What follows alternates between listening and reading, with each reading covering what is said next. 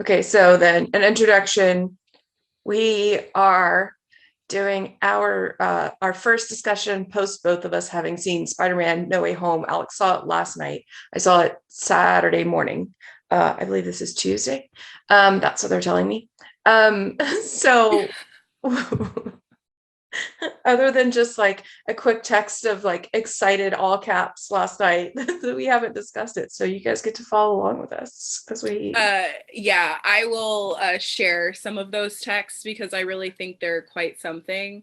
I was I wish I know we can't do this, but I wish there was a way to have captured my reaction during that movie because I was like, it was one of those, all modern movie theaters, like loungy seats. And I just oh. like could not sit still. I was punching my friend next to me. I was wiggly wooing about. I was just like, this channel has ruined me. I can't consume media in a normal way. But I just think that would have been my reaction anyway, because there were just so many moments where I was like, this is brilliant. This is amazing. And I'm so glad that we watched the Tobey Maguires right before it. Like, I just felt like it made the impact so much better. Yeah, like so much better. Yeah, especially since the Tobey villains were the main ones. Well, right, and I just felt like there were a lot of themes from a lot of, I guess not themes, but a lot of what made Spider-Man 2, like the Tobey Maguires, really good, I feel like are a lot of what made this movie good. And I felt like had like drew inspiration from it. Like, I just felt like it had a lot of heart and it really got to the core of who Spider-Man is as a character, Yeah, it reminded me a lot of Spider-Man 2 also. Not least because at the very end, I thought we were going to get a reveal that it was Tobey Maguire's landlord that was renting out a sad little studio. When he got in that little studio, I was like, are we about to like, or the daughter maybe? Ursula, Ursula. I love that, what's his name? Oh my gosh, this is embarrassing. I just saw it last night. The newscaster. What's the J. Jonah Jameson? J. Jonah Jameson. He withstands universes. Okay, he's not a drop. He's a Nexus event. Yes, correct. Yeah. Yeah, I was bummed that none of the none of the Tobey universe people got to see him, because I did kind of want a moment. I mean, it was the right choice because that would have been more about fan service specifically for me than anything serving the story, but I did kind of want them to be like, huh? Right. Or like, yeah, him to be like, yeah, I saw where you lived because JJ, like, whatever. Like, I watched the news. I don't know. But I honestly don't have a lot of edits for this movie because I think everything was done very perfectly and there was a right amount of everyone and fan service. Like, I'm just so shocked at how well it was done. I meant to write down notes so that I could be a little more coherent, but I was like, my thought going into it was, all right, there's going to be a lot of fan service that I'm going to appreciate, but Tom Holland is going to get lost in the mix, and it's really going to be like, look at us playing with our toys instead of a story. But they kept the focus on him the entire time. 100% is his story, his arc. He's the one who had the growth. And yet we still got time to like wrap up specifically Andrew Garfield's plot. I mean, and then gave Tobey, he didn't really need any kind of anything wrapped up so much as just the really cool chance for him to be like the older, wiser, Jake Johnson Spider-Man. I just loved that. I loved that take on him when he came in so like calm and cool and collected and like, I'm wise Spider-Man. Like, it almost made me want to like tear up a little bit. I was like, oh my God, my baby's all grown up. Except also, I was still like, Peter, what are we doing wrong with MJ? Like, they were like, I need the details, Peter. Yeah, he was like, how is your relationship? And he was like, we're still working on things. I'm like, how long has it been? How are we still working on it, Peter? Yeah. What are you still doing wrong? I truly did get emotional every time the Danny Elfman theme played. It's specifically the with great power theme. And I was like, ugh, ugh. Oh, that whole scene. Watch our Marvel crushes episode, but I have strong feelings about this Aunt May. Very strong feelings. So I was like, no. I mean, I think it was the perfect choice. Like she is his Aunt Ben, and I'm glad she got her. Yeah. She's his Aunt Ben, Uncle Ben. She's Uncle Ben, and I'm glad that she got that moment. Yeah. And I think it serves Tom well. Like, to quote my friend Griffin, Spider-Man has to be a sad boy. Yes. Yeah, no, exactly. I was so glad they took away something great. And then I love that it didn't make it like, even without, like, it's known that, you know, it's a plot point that character has to die, but I love that they bring it back with the three of them together. And they all have that moment together where they're like, her death didn't mean nothing. It's, you know, and then to close it out. Point of order to Andrew Garfield, your Uncle Ben did not say with great power comes great responsibility. No. Your Uncle Ben said, when a person has a lot of special abilities given unto them, then along with those large abilities comes a certain amount of duty. We're like, oh my God, dude, just say it. It's fine. You can just say it. They shortened it. It was so, that was, anyway, we're not talking about Andrew Garfield movies. He was lovely though. And the scene of the three of them having their little like chat on top of the scaffolding was my favorite scene in the movie. So funny and great. And Toby Spidey being like, no, you're amazing. I need you to understand, you're amazing. Well, every Andrew, I just have a couple notes on Andrew Garfield. Every Andrew Garfield moment was brilliant, and this is why. Because he went into that movie knowing that he was the third Spider-Man. Yes. Like third in ranking. Peter 3. Whether you like Toby first or Tom first, Andrew's never coming first in anyone's book. And I love that he was just so self-aware, but he came in and said, look, I may not be everybody's Spider-Man, but I sure am gonna act, baby. Okay? Yes. He was like, let's not forget I'm an Oscar-nominated actor. Thank you very much. He came in and was like, I will be emotional. My comedic timing will be great. Like, everybody stand back. I deserve to be here. And I love that because I will really remind you that I deserved better movies. Thank you very much. Correct. Those movies aren't great. I enjoy his performance as Spider-Man. I think he's funny and quirky and cute. And like, he's, you know, and I think all of that was great in a good Spider-Man movie. Like, he was so fun here. I also loved the scene with Ned and MJ and Ned's grandmother and Andrew in the kitchen. Yes, that was so cute. I think that's enough. I think it's enough. They all had really great chemistry. And of course, Andrew saving Zendaya, I cried. It was beautiful. Oh, I cried so much. Again, like, act, baby. He just or just him watching Zendaya earlier in the movie, like them together, just the setup of it. I was like, stop it.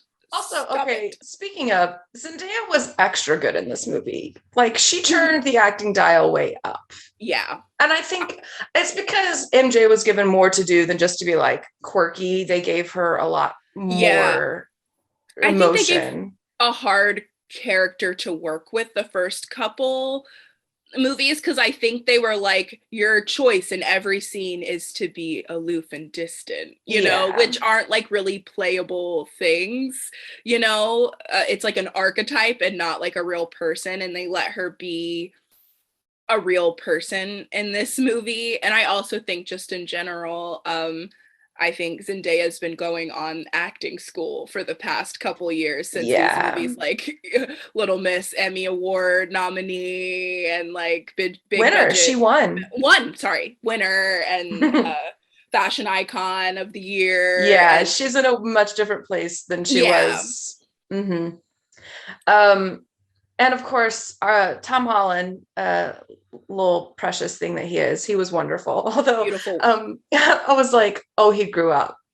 This is a full buff man now. Yeah. We're in a different place. But still in his short boy king package. That's what I love. Like, because I've been watching, I couldn't resist. I'm a huge Zendaya Tom stan as a human, so I couldn't resist. I've been watching all of their press junket interviews, and every time he's in it, I'm like, oh, I see those bags under the eyes.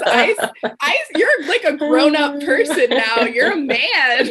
Oh, that's what so happened funny. to my pint-sized Spidey boy? Yeah, but that was exactly the plot of this movie, right? Like he is Spider-Man now. Yeah, I loved that they took away all of his toys and took away his support and put him in a shitty apartment. And they're like, now, to me, it took them 3 movies, but now he is actually Spider-Man. Now he's at the place where he's the underdog. And I'm so excited to see where he goes from here. Me too. Although the press tour, I don't know if they're just trying to like throw people off, but I was like panicking this whole movie because this whole press tour they're talking about like, yeah, who knows what happens to Spider-Man, like he might not be coming back. I'm like, what the heck, guys, they're just negotiating for more money. It's all right. I have to speak about my all-time love, Matt Murdock, who made a beautiful appearance, all too brief. I'm sad we didn't get to see him fight. I understand if he's in the movie, then the whole center of gravity shifts and it just becomes about him fighting. But I'm glad for the actual confirmation that, yes, in fact, Daredevil does exist in this universe, which, okay, I know you're just now watching Hawkeye, but you don't really know the characters anyway. Since Kingpin appeared in the last episode of Hawkeye, I was like, okay, yeah, for sure. All the rumors are true. Charlie Cox is back as Daredevil. There it was. It was brief. It was funny. Can't wait to see what they do with the character. I could see him belonging in, if we're doing new Spidey movies that are more stripped down and street level, he definitely belongs in that. He literally belongs in that universe. But I wouldn't want to see him in like a big, like he doesn't belong in like a magic slinging world. So I wouldn't want him in like an Avengers level movie. That doesn't really work for him. But it does seem like we're about to take Spidey into Spidey the college years. So yeah. He could also come in the She-Hulk series, She-Hulk, because She-Hulk is a lawyer, so that would be another natural fit for him. So I think a Disney Plus series is a much better place for Daredevil than like a big movie. I would be worried for him. I was very excited for the cameo, though. I was like, "That's Daredevil. That's Daredevil." Yeah. I guess for me, I was just like a little bit excited to get the Easter eggs and like understand all of them because, I'm much more Marvel literate than I was like, even like 5 years ago. So now I like coming in and being like a little bit of like, not a Marvel expert. I would never claim to be such, but just like definitely certainly earned my Marvel fan card. Like I was like, I understand everything that's happening. Did your audience cheer when each of the Spideys came in? Oh, yes. And Daredevil as well. My audience didn't cheer for Daredevil. I was the only one that I think audibly was like, that's Daredevil. But I was trying to say it quietly to my friend because honestly, watching these movies with you and having the freedom to say whatever I want while we watch them has made my moving chalking like from like just something that I do to a full disease. Yeah. Like I'm like, oh my gosh, what was it that I had such an audible gasp that someone in the theater like near me laughed? It was it was when Aunt May was impaled, I was like, oh no. As soon as we saw the glider, I was like, yeah. no. Oh no. No. Oh no. Can we talk about Tom's dark moment of trying to bring the glider down? Yeah, that was rough. I mean, I think it was a nice moment to have Toby stop him. I think again we get a really better finish to Toby's arc. It's like we said, Spider-Man 3 didn't exist, and this is a much better story to tell to close him out. I don't know if it's 100% earned. I don't buy that My Sweet Puff Tom, like even where he was ready to do that, because I think they already did the change for him. Like I think he already did the change when he was going back to like save them a second time. So I was a little bit like, but I went with it. I was like, I will go there. I wondered about Toby being stabbed and then being like, no, it's okay, I've been stabbed before. I actually talked with my brothers, was like, I wonder if there was a different version of the film where he died. Possibly it didn't test well, or thinking back over it, they were like, oh, then that changes the focus of the story. So then just having him basically like walk off a stabbing, I thought that was like, huh. I mean, I could see a plot where he dies and it makes sense, but it does then it's about take it away from being Tom's story. Yeah. I completely agree. My friend Griffin, who I again will just please go listen to their podcast. It's very good if you like Marvel. I promise you will like it. They've done a review of this movie. I haven't listened to it yet because I wanted to have this conversation, without that influence. But I did have a brief chat with him after the end of the movie, and he said the same thing. He was like, I'm pretty sure that he was supposed to die, and that the screen audience was like, nah, absolutely not. Yeah. Like, excuse me. Yeah. Because it was so like dramatically framed. And again, for Toby, I like the idea of him sacrifice himself to, as he's saving a essentially younger version of himself from making, really dark mistakes. But it does change the story. It then definitely becomes Toby's movie. Yeah. For sure. Even though he like shows up at the end, but still. Yeah. It just so perfect. I loved Doctor Strange's part in this movie.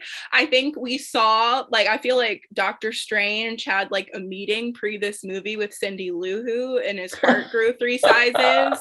And because I was like, oh, my grumpy boy is has a heart all of a sudden. He's really quite warm. My personal big cameo, and I was the only person in the theater to yell about it, was Stewie from Succession. I was very excited to see him, and I was like, nobody here? None of you watch Succession and understand how important it is that Stewie just appeared? And then Danny Rojas appearing with Venom in the trailer. The mid-credit.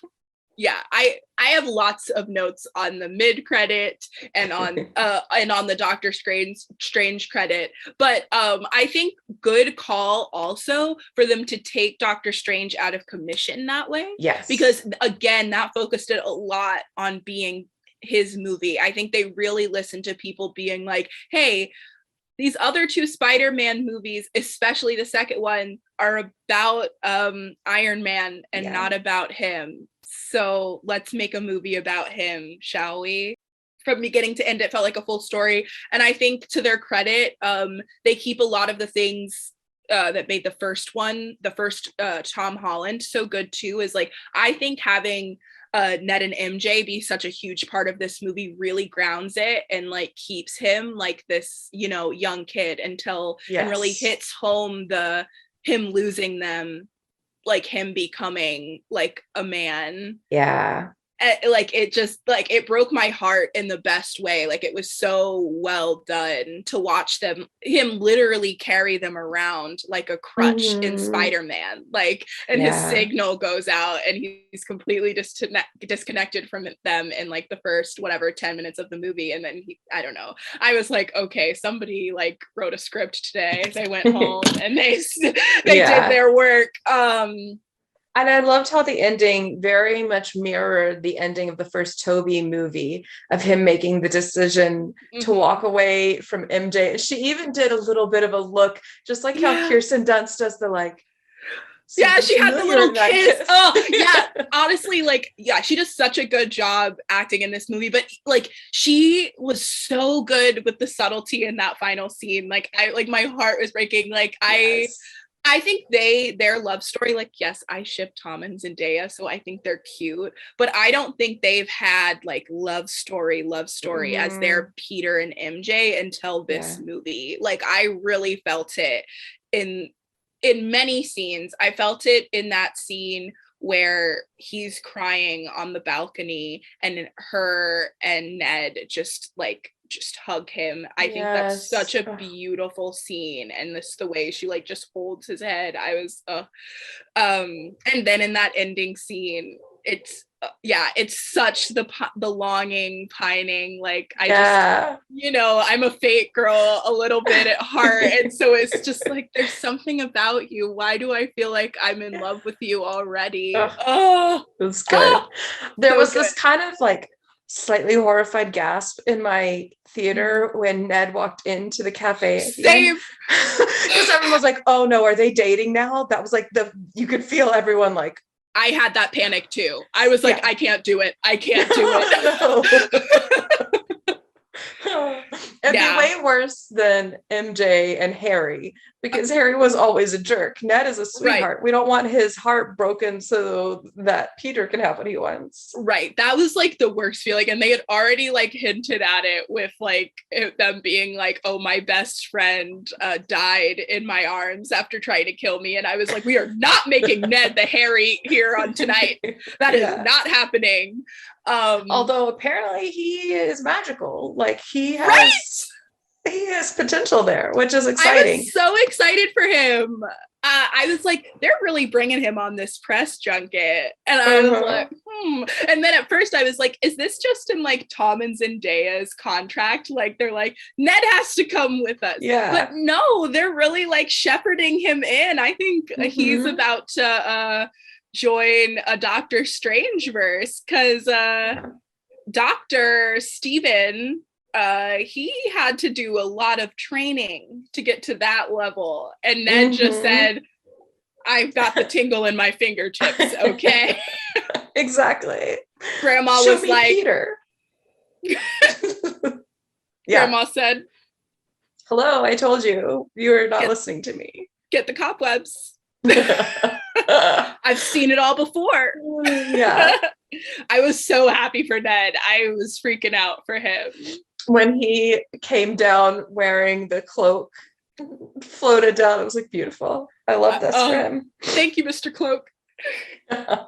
Very cute. I think we can start talking about post credits and mid credits. Yeah. None of my family has seen Venom, so I was like, okay, so let me explain what's happening here. I'm the expert now. Well, apparently we're not the expert because we haven't seen the second Venom, which hints heavily that he's going to be in Spider-Man. So, which I don't know what that is. It wasn't the movie itself. It was it was a credit scene. Yeah. I take a lot of issue with it. This Venom situation. Okay. And like, I'm going to hear you out, guys. But if my Venom boy comes back, even that little bit of him as a villain, no, he's had a whole growth, okay? He's had a whole arc. So I don't need that little speck to be a villain in a movie, Marvel. Don't do that shit to me. Well, it looks like he's going to attach to Danny Rojas, who is the sweetest, sunshiniest person that has ever been born. So he would really have to work to make Danny Rojas a villain. I mean, also Danny Rojas is a very beautiful man. So yes, you gotta watch Ted Lasso. Honestly, his life. So I was happy to see him inching that little speck inching closer to him. You're like, I also yes. please. But yeah, I that was my only issue, is that I hope like we're not going to completely disregard that he's like a good person inside Tom Hardy. It's interesting because a lot of the speculation that this was that this was setting up Sony trying once again to do a Sinister Six film. Yeah. But we've de-villainized half five of all of them. And Venom was already in a separate movie de-villainized. So I don't know how that would work. Yeah, I don't love that idea, truly. I don't like Venom as a villain. I like him as an anti-hero. I think he's way more interesting that way. I also just don't buy it. Yeah. Because like, given what happens in the other movie, and I'm sure to happen in the sequel, like I'm sure they didn't rewrite his entire character in the sequel. I'm assuming he's still an anti-hero. Also, Tom Hardy is not going to let Venom become a villain. So I just don't buy it. So that's what I have to say to Marvel, is that I'm excited, but tentatively, I'm looking out for you. Second post-credit. How is it possible that I'm super excited for a Doctor Strange movie? I mean, for me, it's all about Wanda. I mean, for sure. When she was in her little tree Zen garden, I was like, oh my sweet girl. With a beautiful new hair color. She's working a kind of Mary Kate in 2006-7 hair color. It's great. She was like, hi, Steven. What's going on? What did you do now, Steven? You need my help? Oh, what for? Yeah. Oh, super excited about Wanda. So, and I honestly am excited about the Doctor Strange of it all, because like I said, I really enjoyed him in this movie. I like him as grumpy uncle that actually has a heart, way more than just like a rich douchebag 2.0 that like didn't really work for me. We already had one of those in the Avengers, like we didn't need another one. So this portrayal of Doctor Strange was way more favorable. Love that we're getting Amy Adams back. Rachel McAdams. Oh my God. I love that we're getting Rachel Madams back. I was like, did I miss her? No. Rachel McAdams. Let's hope we give her more to do. Thank you. Can we remember that Rachel McAdams is a comedic genius, that she can cry, like just truly one of the greats. Like, she's a great actor, guys. Come on. I honestly like want to make her a hero. I don't know why I want to make everyone a hero. I'm like, should MJ turn into Spider-Gwen? Oh wait. Okay. So now we've set up that Andrew needs to find his MJ, right? Right? And I'm like, wait, this is very important to me now. See? Okay, Jessa, guys, in the comments, tell Jessa we have to watch the Andrew Garfields for the channel now. I left that movie really wanting to rewatch them. Yeah, I haven't seen them since they first came out, and now I'm just like back in my Andrew Garfield, what a cutie. Do I need to watch him fight a Russian guy in a rhino tank though? No, but I do know. No, I do need to watch that one at some point. I do want to find him an MJ though, like even if it's just like a short. Come on. Yeah. There you go. Give a YouTube special. A Disney Plus show that is just dedicated. It's called Finding MJ. This is beautiful. Hello. It could be like mockumentary style, and it's Andrew Garfield just going around meeting every single person in New York with the initials MJ to see if they're his MJ. Yes. I love this. I love it too. Sounds perfect. He was like, yeah, we never get a happy ending. And he's like, I got my happy ending with MJ. Which I also was like, oof, Shailene Woodley. I hope you watch this movie and you're fine. What? Oh, sorry. So she was cast to be Mary Jane, or in the and they had her in red hair and everything. Like, she filmed, I think, because they were gonna shoehorn her into the end of the second one, but I think they felt like it was disrespectful to Gwen I Stacy. cannot see that working, just chemistry wise. Those two are in very different acting worlds. I will say it was a different Shailene. It was Shailene, like, she was coming off of like Secret Life of the American Teenager, and like she was still like in teen world and not quite yet. I'm an adult woman. Ziggy. No. Who would you, I don't know, off the top of your head, who would you put with Andrew? Who has the right energy? I mean, it depends. Andrew's like an adult man now, so I think he needs an adult man. Like, because the obvious choice for me is like Sophie Turner, but again, like back in the day, like in the same world as when Andrew Garfield was doing that. An adult Sophie Turner now, I think would have been a really cute, flirty, fun MJ for him. No, I'm saying if we're casting now, this currently right now, Andrew Garfield is getting a love interest. Right. So it has to be an adult. Like, it can't be, it has to be like someone in their 30s. That's interesting. I could see that. My brain immediately, just because to me they're kind of two versions of the same person, my Shailene Woodley, and my brain went Haley Steinfeld, just because I could see her matching him energy wise. She's way too young for him. Yeah, I was about to say that. Even in Hawkeye, I'm like, is she getting a love interest? Because she's a child to me. yeah. But thinking of like, especially her and Dickinson, that would have been fun. No, Sophie Turner, that's pretty good. I like that because she's fun. She also plays older, also tall, I think. Which I think, yeah. Well, I think she's a full adult. She's a mother. She can actually date Andrew Garfield. It's fine. Yes, I guess that's fine. That's true. I don't know why I'm like, Andrew Garfield is a mature adult. I think she's just like got a really fun energy, and she could play off of him really well. Plus, she looks great with red hair. So, I think that could be fun. I think. Is there a world then? Is there a world where we like Karen Gillan for Andrew Garfield's MJ? Oh, yes, but good Lord, she's gotta suddenly be a Scottish MJ, because Karen Gillan, unless she's in like a California Valley girl, cannot do an American accent. No, God bless her. Her accent was okay in Selfie because it was very like, well, that's what I'm saying. Specific. Yeah, no, I mean, I don't know if we can shoehorn Karen Gillan into another Marvel movie, though. No. Suddenly Nebula is MJ. Honestly, it's a Rachel McAdams type. Like, oh my God, yes. That would be good. Yeah. Wow, you're winning this casting game.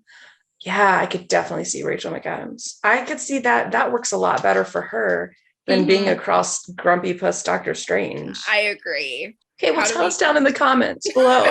Who's your fantasy casting for an MJ for Andrew Garfield? Oh, I had one more question for you. How did you feel about the Miles hints in this? Oh my God, I love that. And I was half like, is he showing up? Is Miles in it? Is he coming? I know, but we were talking about that afterwards, and like, it would be fully a cameo. And if Miles is going to be in live action, like, you want them to take their time and find the right live action Miles. You don't want them to just like, 3 days worth of casting to find somebody for a 30-second spot. So I understand. It's fine. But I loved that they hinted at Miles. And they hinted at it kind of twice, because when Ned was like, I wonder if there are other Neds out there. There are in Miles comics. So I was like, Ned has magic. We're hinting at Miles. What's happening? Like, I'm sure Disney would have announced it, so I don't think Ned's going to be a part of it. But I just like did appreciate the nods to Miles. Yes, like, for sure. I was like, we have not spoken once about the villains. I will say Sandman and Lizard still are crap villains, but it's fine. Oh, yes. I was so angry about Sandman. Wait, I have a whole rant. I forgot that bringing this up. So this man, again, the literal worst. So we first meet him and he's like, I'm doing this for my daughter. Yeah. But then he kills senseless amounts of people. Yeah. So you're just a bad person. And then in this movie, he shows up and I was rooting for him at the beginning. I was like, oh, there he is. He changed. He's the only one showing up at the end of their growth arc. He's going to come help Spidey. Good for him. And then for no reason, he's like, I've decided this is taking too long. I want my daughter back. And it would feel like bullshit writing, except for no, it's just he's consistently a dick, like consistently selfish. I was like, what are you doing? I had a science problem because Electro was hitting him with all of this lighting and he didn't turn to glass, which we learned from Sweet Home Alabama is how you make glass, is that you put a lightning rod on the beach. But I did have that thought about Electro too. I did think Electro was less of a loser, not total non-loser though. Yeah. Still a bit of a loser. You know, I haven't seen the one that he was in. I thought he was better than Lizard and Sandman, but he couldn't, you know, he just can't match Willem Dafoe and Alfred Molina just gnawing on the walls, you know. They were so fucking good. Also, I'm not saying that Green Goblin was sexy. But you're not saying it? I wouldn't kick him out of bed. Just think he's got something. I just think the two of them together make a really interesting partner. Yes. Those two people inside him. He's such a brilliant actor. I love that you, much like watching Orphan Black, you, the audience, always know who is in control at the moment. So when he's like, both of us, but his back is here, you're like, yeah, that's exactly what I said. I was like, he's back. he was a brilliant performance from both of them, like truly so good. I loved watching the change. I shipped him and Aunt May for a second, but then I felt bad because, you know, Happy. Sorry, bud. I love that they were like, Aunt May is dying in this movie, but Happy still can't have his happy ending with her. Like, she did not change her mind. No, she was straight up like, this was fun, bye. Yeah. And he's still mourning her. Like, yikes, guys, we couldn't give Happy one thing. But they were so good. I thought they were really good as villains, again, because it was all about the heart of Spider-Man that changed them. It was all about, it was such a good plot. It was like all of these people could use your help, Peter. Like, I just was like, this is so touching and more interesting than punch, fight. Let's just beam them back to their world. Like, what a fascinating plot. Yeah. I agree. I think it was great. Alrighty. Thank you guys so much for watching us ramble and chit chat. Back to our usually scheduled uploads after the holidays. Bye. Bye.